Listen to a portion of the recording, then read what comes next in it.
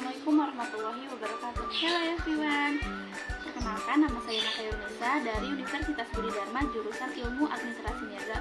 Pada video kali ini saya memenuhi tugas CRM dan akan membahas materi pengertian e-marketing dan CRM, jenis-jenis media digital untuk mendukung e-marketing, konsep e-marketing, tips membuat konten digital marketing, dan rancangan pengaplikasian konten pemasaran digital. Terakhir ada desain user experience. Ditonton ya videonya selanjutnya. Materi yang saya bahas yang pertama, e-marketing. Secara singkat bisa dikatakan sebagai sebuah seni berjualan kepada audiens. Menggunakan konten-konten digital sebagai alat utama berjualan tanpa audiens merasakan bahwa kita sedang berjualan kepada audiens. CRM adalah strategi bisnis menggunakan teknologi untuk mengolah dan memperkuat hubungan dengan pelanggan. CRM juga dapat membantu perusahaan memberikan layanan yang lebih baik, memperkuat interaksi dengan pelanggan yang sudah ada, dan meningkatkan profitabilitas melalui strategi penjualan upselling dan cross-selling. Dan selanjutnya ada jenis-jenis media untuk mendukung marketing. Itu apa saja sih? Ada televisi, handphone, video, radio, website, sosial media, marketplace, dan lain-lain. Konsep marketing. Apa itu konsep marketing? Mari kita bahas. Konsep marketing adalah proses perencanaan, pelaksanaan, dan manajemen aktivitas yang bertujuan untuk mempromosikan, mendistribusikan, dan menjual produk atau layanan kepada target pasar atau pelanggan potensial. Selanjutnya di sini ada beberapa konsep marketing. Yang pertama, informatif. Informatif di sini adalah jenis konten terbaik sebagai promosi yang bisa diciptakan adalah jenis konten yang bersifat informatif, sehingga akan memberikan manfaat tersendiri bagi penggunanya akun sosial media. Pastikan juga konten yang diciptakan nantinya akan mengarah pada kegiatan kepercayaan dari pihak calon pembeli. Sebagai contoh, misalkan informatif membaca artikel-artikel manfaat olahraga untuk kesehatan. Yang kedua, edukatif. Edukatif adalah suatu kondisi yang memberikan pengetahuan, pengajaran, pemahaman, dan untuk mempengaruhi orang lain, baik individu, kelompok, ataupun masyarakat, sehingga mereka akan melakukan apa yang diharapkan. Contohnya seperti tips meningkatkan kesehatan dengan olahraga rutin. Jadi informatif itu memberikan informasi, sedangkan edukatif itu memberikan panduannya. Yang ketiga, konten hiburan. Konsep konten hiburan adalah jenis konten yang ditujukan untuk menghiburkan, memberikan kesenangan kepada penonton. Contohnya kayak seperti video komedi, konten viral yang berisi humor dan membuat orang tertawa. Keempat, konten inspirasi. Suatu jenis konten yang berisi pengalaman-pengalaman dari berbagai hal yang dapat menginspirasi dan memberikan motivasi kepada masyarakat. Contohnya seperti perjalanan hidup, atau bisa juga merintis sebuah bisnis yang dari nol hingga sukses. Yang kelima, konten promosi. Konsep konten promosi adalah strategi pemasaran yang bertujuan untuk mempromosikan produk atau layanan. Konten promosi dapat berupa iklan, promo, atau penawaran khusus yang menarik perhatian audiens dan mendukung mereka untuk membeli produk. Selanjutnya di sini ada tips membuat konten digital marketing. Yang pertama, kenali brand atau produk. Nah, tahap awal ini untuk membuat konten yang baik adalah dengan memahami dulu nih brand atau produk. Pahami dulu kekurangan dan kelebihannya. Yang kedua, tentukan audiens atau target audiens. Mengetahui siapa target audiens kamu adalah hal yang penting dalam membuat konten yang efektif. Ketahui siapa mereka, apa yang mereka cari, apa yang menjadi masalah mereka, dan bagaimana konten kamu bisa membantu mereka, mulai dari hobi, umur, dan pekerjaan. Yang ketiga, tentukan media digital.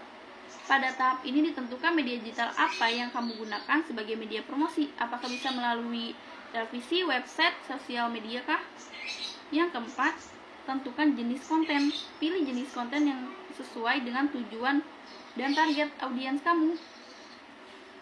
Karena jenis konten yang tepat dapat meningkatkan kesadaran merek dan meningkatkan penjualan. Sebagai media promosi, apakah bisa berupa teks, audio, video, gambar, atau desain? Yang kelima, brainstorming adalah metode pengumpulan gagasan kreator dalam waktu singkat untuk menghasilkan solusi. Tujuannya untuk menghasilkan ide-ide tanpa menghakimi atau mengkritik.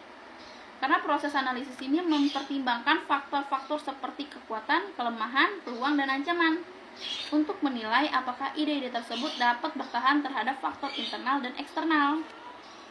Yang terakhir yang harus kamu lakukan adalah action. Jadi setelah mendapatkan seluruh bekal di atas, saatnya tuangkan ide ke dalam konsep konten yang akan kamu buat. Perancangan dan pengkomunikasian konten pemasaran digital. Apa itu? Mari kita bahas. Perancangan konten pemasaran digital harus diarahkan pada tujuan perusahaan untuk melakukan secara efektif. Maka, segala perhatian dan pemikiran diarahkan pada sasaran ide konten yang dilakukan secara berkelanjutan. Selanjutnya saya akan bahas kegunaan persona pembeli. Persona pembeli membantu perusahaan apa aja nih di dalamnya. Yang pertama, menentukan jenis konten yang diperlukan. Kedua, mengatur strategi, gaya dan penyampaian untuk konten. Ketiga, membidik topik-topik.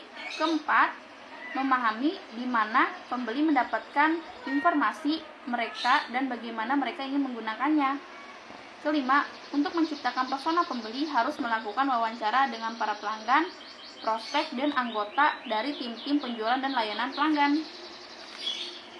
Selanjutnya ada tujuan e-marketing, meningkatkan pangsa pasar, meningkatkan jumlah komentar pada sebuah blog atau website, meningkatkan pendapatan penjualan, mengurangi biaya, misalnya kayak biaya distribusi atau promosi, mencapai tujuan merek seperti meningkatkan kesadaran merek, meningkatkan ukuran database, mencapai tujuan CRM seperti meningkatkan kepuasan pelanggan, frekuensi pembelian atau tingkat referensi pelanggan. Jenis-jenis digital marketing apa aja sih itu? Mari kita bahas. Yang pertama, fast digital marketing. Strategi pemasaran yang menawarkan langsung produk ke pelanggan secara cepat. Strategi ini biasanya digunakan untuk produk baru yang belum terlalu dikenal dan tujuan utamanya untuk meningkatkan kesadaran produk. Contohnya seperti si pemilik ini mengendorsement ke para influencer agar bisa terkenal produknya.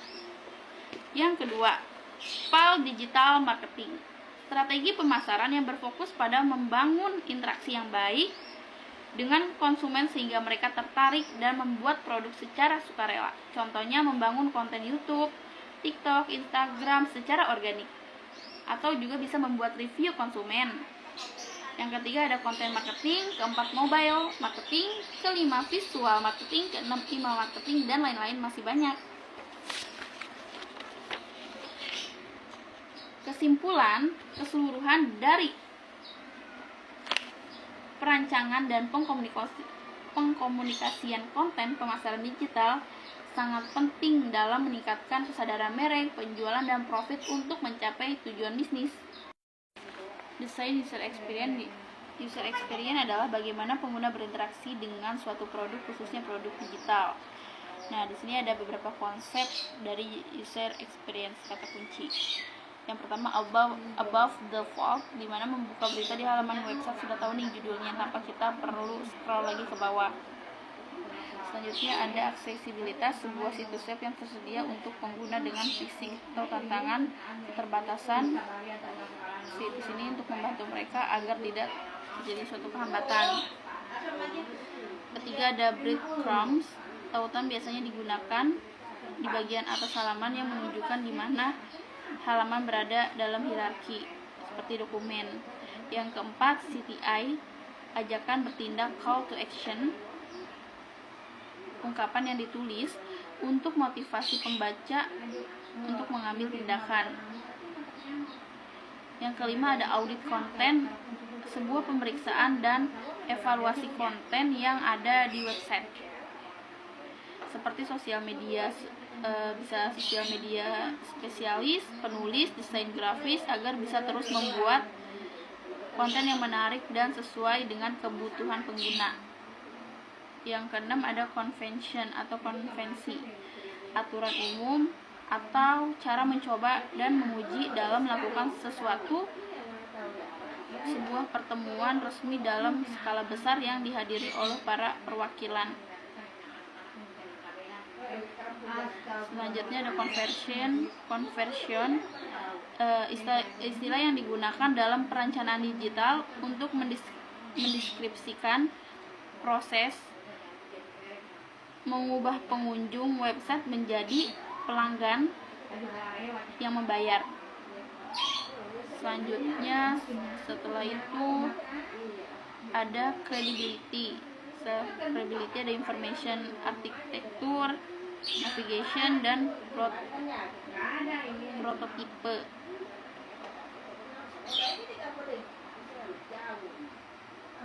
Selanjutnya kita memahami desain user experience.